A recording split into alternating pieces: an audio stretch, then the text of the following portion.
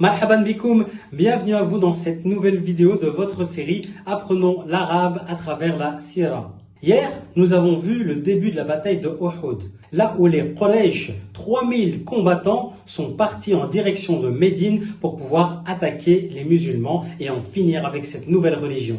Le prophète ﷺ et ses compagnons vont sortir, 1000 hommes vont sortir. Nous avons vu que 300 parmi eux vont rebrousser chemin. Parmi eux, énormément d'hypocrites et des gens qui vont se laisser séduire par leurs belles paroles et leurs belles explications du fait qu'il n'y aurait pas de guerre. Durant cette bataille, rapidement, les musulmans vont prendre le dessus sur les Quraysh. Les 700 hommes contre les 3000 vont réussir à les mettre en déroute. Le prophète ﷺ, qui avant la bataille avait demandé aux archers de rester sur un monticule pour protéger les musulmans, vont finir par descendre pensant que la guerre est finie. L'armée de Khalid ibn al-Walid va directement foncer vers les musulmans et va se dire voilà une occasion rêvée que pour pouvoir prendre les musulmans à revers. Il va foncer sur le monticule avec un petit contingent pour pouvoir s'occuper de ces archers, qu'ils ne soient plus un danger, une menace.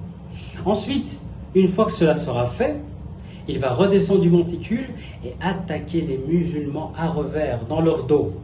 Ce qui fait que certains musulmans vont voir des cavaliers arriver dans leur dos. Ça va créer une panique et une pagaille totale sur le champ de bataille. Au tel point que des musulmans entre eux, pleins d'armure, ne vont pas se reconnaître et certains vont commencer à s'entretuer même entre eux. Énormément de musulmans vont tomber sous les coups, soit des Quraysh, soit d'autres musulmans. Avant que cette bataille ne commence, des pièges avaient été placés par les Quraysh et ces pièges-là étaient des trous qui avaient été creusés. Le prophète ﷺ va tomber dans un de ces trous. Et là, Shaitan va crier « Mohammed est mort !» Et là, nombre de combattants musulmans vont avoir un choc psychologique, de savoir, d'apprendre que l'homme qu'ils aiment, le prophète ﷺ, qu'ils suivent, est mort. Évidemment, cette nouvelle était fausse, mais étant donné qu'ils ne le voyaient plus autour d'eux, beaucoup l'ont cru. Certains vont même s'arrêter de combattre et d'autres au contraire vont faire preuve d'un énorme courage en fonçant sur l'ennemi en se disant prenons exemple sur le prophète Mohammed qui est mort au combat. Les musulmans vont faire preuve d'énormément de courage. Le courage se dit shaja'a. Les archers vont abandonner leur position, délaisser l'endroit où ils sont et abandonner quelque chose. En arabe on dit tark. Énormément de musulmans vont se faire remarquer par le bravoure. Et à leur tête, le prophète Mohammed qui lorsqu'il va réussir à sortir du trou dans lequel il est tombé, va commencer à crier « Vers moi, serviteur d'Allah !» pour que les musulmans puissent se replier. Mais en faisant ça, en criant cela, il avait montré l'endroit où il est et il se rendait ainsi vulnérable. Mais c'était un acte de courage que le prophète a fait. On va avoir aussi des gens comme Hamza qui vont continuer à se battre et à se battre sans arrêt, sans savoir que derrière lui, un homme nommé Wahshi, comme je vous disais, arrivait avec une lance et a visé vers Hamza et a tué Hamza d'un coup de lance qu'il a transpercé. Une fois que cela a été fait, Wahshi va reculer parce que lui, au fond, n'a pas participé à la bataille, il est juste venu pour faire cela. Et ensuite, il est reparti. On va compter énormément de martyrs parmi les musulmans. 70 martyrs. Parmi eux, on a Mus'ab ibn Umayr. Rappelez-vous de lui, je vous en ai beaucoup parlé. C'est lui qui a été l'émissaire du prophète ﷺ pour appeler à l'islam la ville de Médine. Radiyallahu anhu. Les musulmans vont se replier vers la montagne de Uhud. Lorsque les musulmans vont être repliés comme ça, certaines femmes vont commencer à mutiler le corps des musulmans. Parmi ces femmes, on aura Hind bint Utba. On va compter énormément de tués dans les musulmans. Un meurtre en arabe se dit qatl et une blessure se dit jorh. Je vous dis que c'était le chaos sur le champ de bataille et le chaos se dit en arabe fawda. Le prophète pendant cet instant-là était tombé dans un trou et un trou se dit hufra. L'armée de Quraysh va avancer au pied de la montagne de Uhud, espérant voir qui de l'armée musulmane était encore vivant ou mort. Au pied de la montagne, Abu Sufyan va commencer à crier « Est-ce que Mohammed est vivant ?» Le prophète va leur dire « Ne répondez pas ».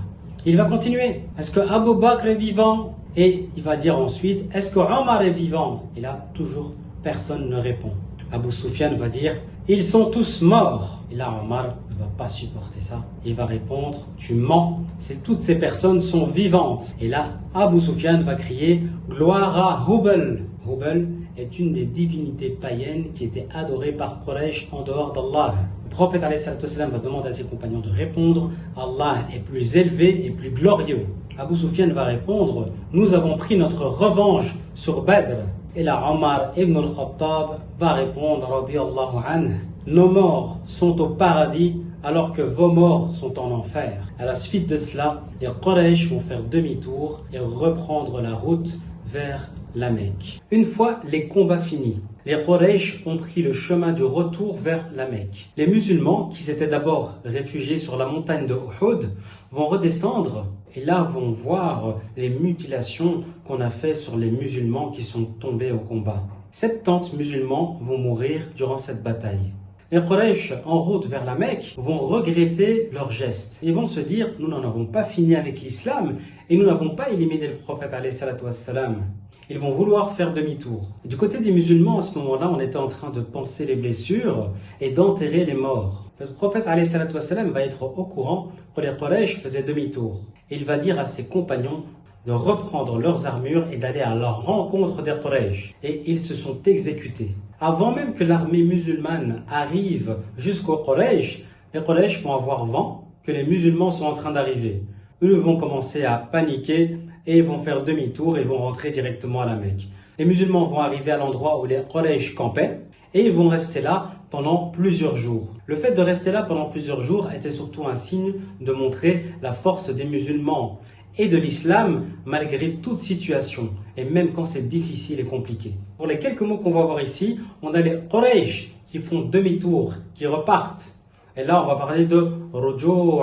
Une fois que les Quraysh vont entendre que les musulmans sont à leur trousse, ils vont prendre peur et reprendre la route vers la Mecque. La peur en arabe se dit Al-Khawf. Voilà, c'est tout pour aujourd'hui. Demain, nous discuterons de la réaction des musulmans et des événements qui vont suivre la bataille de Uhud. Ma'as salama.